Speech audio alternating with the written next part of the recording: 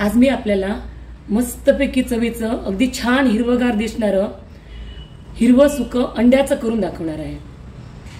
काही जणांना मांसाहार आवडतो परंतु बाकी काही ते खात नाहीत, अंडी खातात। तर अशा लोकांसाठी छान एक चविष्ट डिश आपण आज बनवूया। त्यासाठी आपल्याला काय साहित्य लागतं ते आपण पाहूया। ही 6 अंडी मी या ठिकाणी घेतलेली आहेत। उकडलेली अंडी आहेत, थोडी आधी उकडायची आणि थंड करायची। पण ही छोटी अंडी मला यावेळी मिळाली। शक्यतो अंडी घेताना पोल्ट्रीमधून घ्यायची, जवळ पोल्ट्री असेल तर, किंवा चिकन शॉपमधून घ्यायची।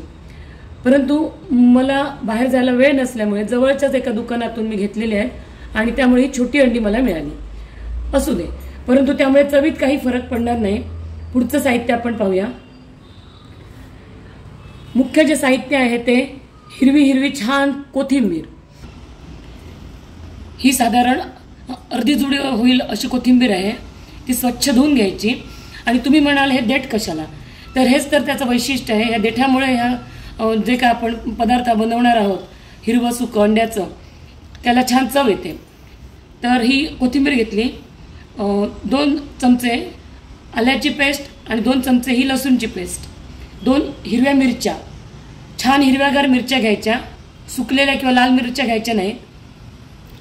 हे खोबरं असतं, उरलेलं खोबरं होतं, त्याचीच मी ही डिश करते आणि उरलेल्या साहित्यातून चविष्ट डिश कशी बनवायची हे मी तुम्हाला आज शिकवणार आहे।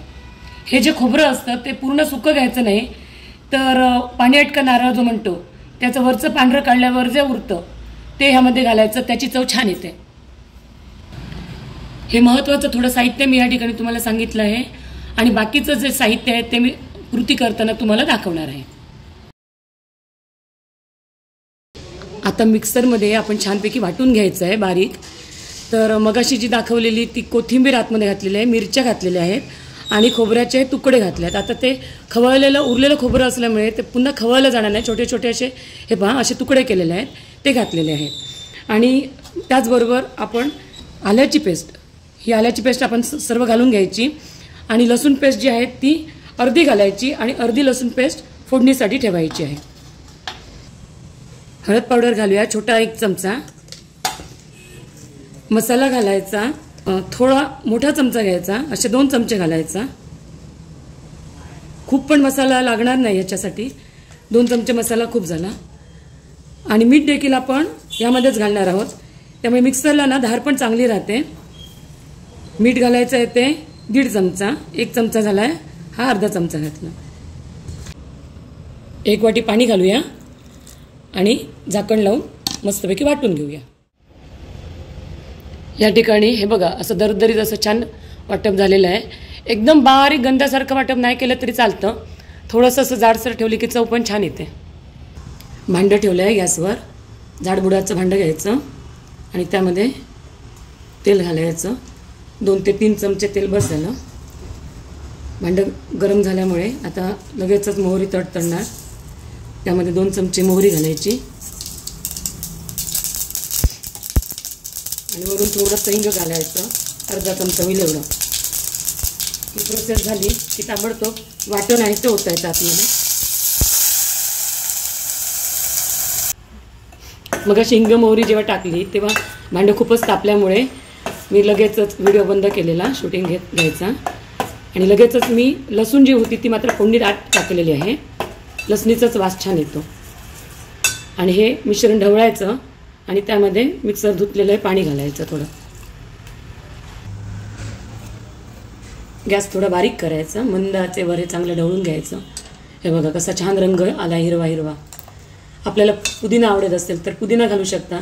अशाच पद्धतीने वेगवेगळ्या ज्या हिरव्या काही भाज्या असतात आपल्या आवडत्या चवीच्या, त्यांचा तुम्ही काही पण अशा पद्धतीचं एक छानशी ग्रेव्ही करू शकता। पण ह्याला काय आम्ही म्हणतो मालवणी भाषेत हिरवं सुकं, अंड्याचं हिरवं सुकं। मुलं लहान होती तेव्हा त्यांना ग्रीन एग्ज म्हणून मी द्यायचे, तेव्हा त्यांना तो शब्द आवडायचा। पण आता त्यांना अंड्याचं हिरवं सुकं खूप आवडतं। जसजशी मालवणी भाषा आवडायला लागली, मालवणी खाणी आवडायला लागली, तसं त्यांना मालवणी नावं देखील पदार्थांची खूप आवडायला लागली। आता ही बघा, ही अशी छान उकळी फुटली ना, उकळी फुटल्यानंतरच उकळलेली अंडी आतमध्ये आपण घालायची आहेत। ही सर्व अंडी अशा पद्धतीने पसरून घालायची।